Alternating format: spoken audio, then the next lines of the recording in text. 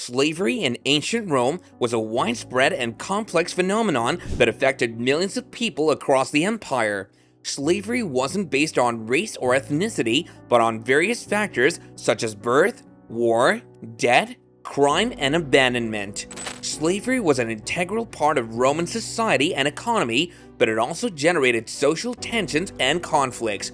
Here are 7 stomach-churning facts about how masters treated women slaves in ancient Rome.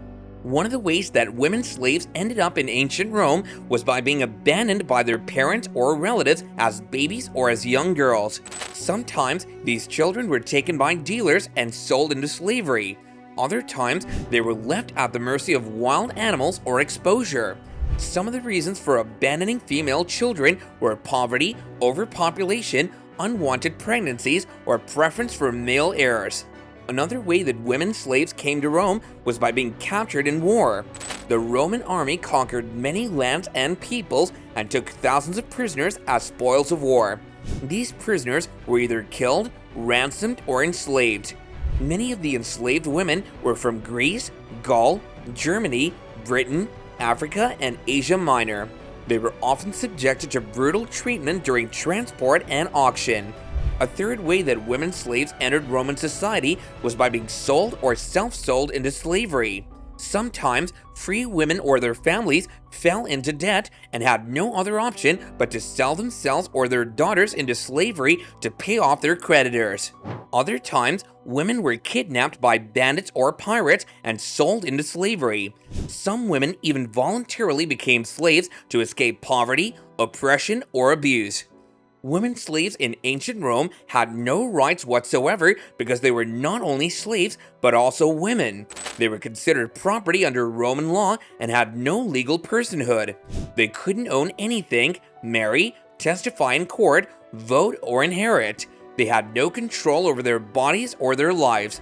They were completely at the mercy of their masters and mistresses who could do whatever they wanted with them. They could legally be subjected to corporal punishment, sexual exploitation, torture, and summary execution.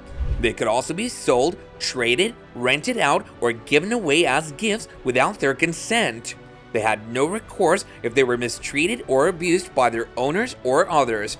They couldn't file complaints or even seek justice. If they tried to escape or resist, they faced harsh consequences such as branding, flogging, mutilation, or crucifixion.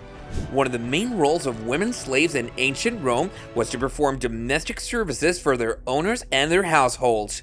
They cooked, cleaned, washed, sewed, spun, wove, nursed children and elderly, ran errands, and served food and drinks. Some of them also worked as personal attendants, hairdressers, dressmakers, masseuses, and entertainers. Another role of women slaves was to provide sexual services for their owners and others.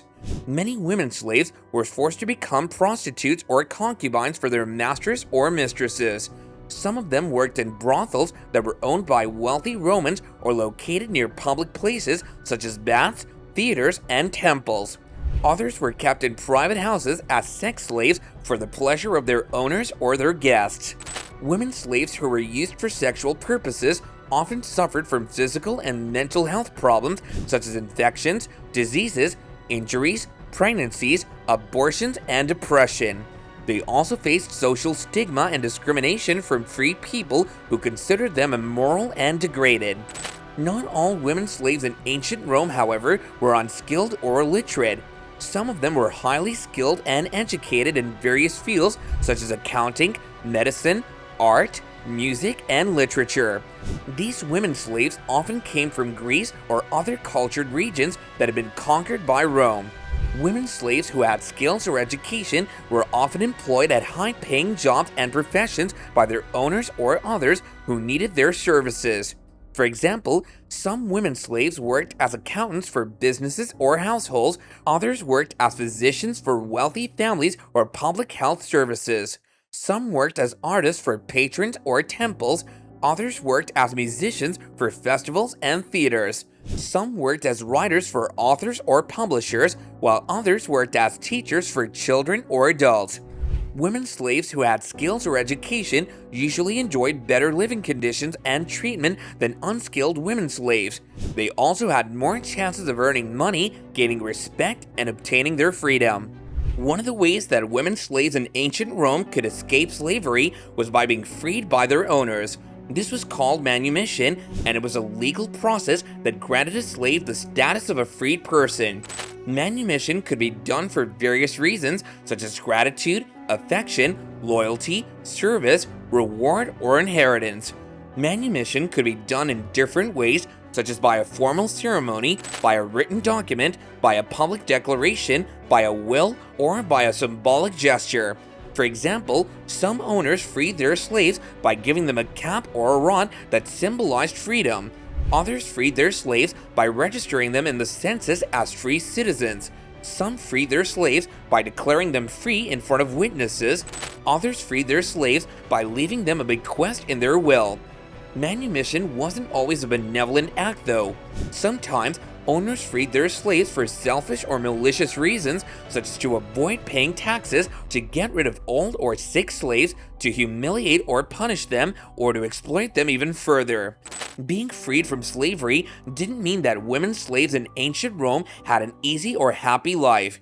They faced many challenges and dangers after being manumitted. They had to adjust to a new social and legal status that was neither slave nor free. They had to find a way to support themselves and their families. They had to deal with the prejudice and hostility of free people who looked down on them or envied them. One of the challenges that free women slaves faced was the lack of citizenship rights. Although they were no longer slaves, they weren't automatically granted full citizenship rights. They were still considered inferior and dependent on their former owners or patrons. They had to pay special taxes and fees, and they had limited access to public offices, courts, temples, and voting assemblies. Another challenge that freed women slaves faced was the lack of protection and security. Although they were no longer property, they were still vulnerable to abuse and exploitation by their former owners or others who wanted to take advantage of them. They also had no guarantee that they wouldn't be enslaved again if they fell into debt, committed a crime, or were captured in war. Despite the harsh and hopeless conditions that women slaves in ancient Rome endured, they didn't always accept their fate passively. They could resist and rebel against their oppression in various ways, such as running away, fighting back, forming alliances, joining movements, or even committing suicide. One of the ways that women slaves resisted was by running away from their owners or workplaces. This was a risky and difficult option, as they had to face many obstacles and dangers, such as hunger, thirst, exposure, wild animals, bandits, bounty hunters, and patrols. Some of them managed to escape successfully and find refuge in remote areas, foreign lands, or underground communities. Others, however, were caught and punished severely. Another way that women slaves resisted was by fighting back against their abusers or oppressors. This could be done individually or collectively, violently or non-violently. For example, some women slaves injured or even killed their masters or mistresses. Others, however, poisoned or sabotaged their food or property. Some women slaves even accused their owners of crimes, while others refused to work or cooperate with them. A third way that women slaves resisted was by forming alliances and networks with other slaves or freed people who shared their plight or supported their cause. These alliances could be based on kinship, friendship, ethnicity, religion, or ideology. For example, some women slaves married or had children with other slaves or freed people.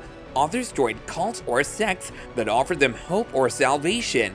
Some women slaves participated in trade unions or associations that protected their interests or rights, while others joined political parties or movements that advocated for social change. A fourth way that women slaves resisted was by joining rebellions against the Roman state or society.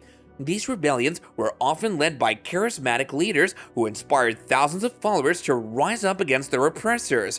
The most famous example of such a rebellion was the one led by Spartacus in 73 to 71 BC, which involved about 120,000 slaves who fought against the Roman army for 2 years before being defeated. Another way that women slaves resisted was by committing suicide rather than enduring slavery.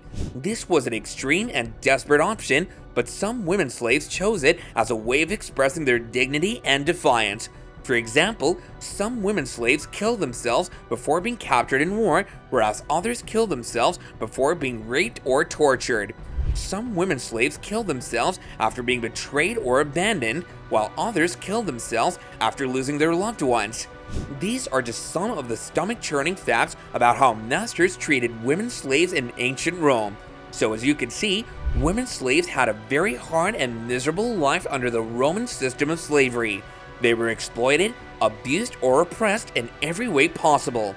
However, they also showed courage, resilience, and resistance in the face of their adversity.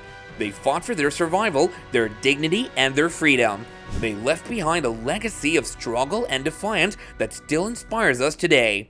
Thank you all for watching the video, and don't forget to leave a comment down below and let us know what you thought about this topic. See you next time, and bye for now.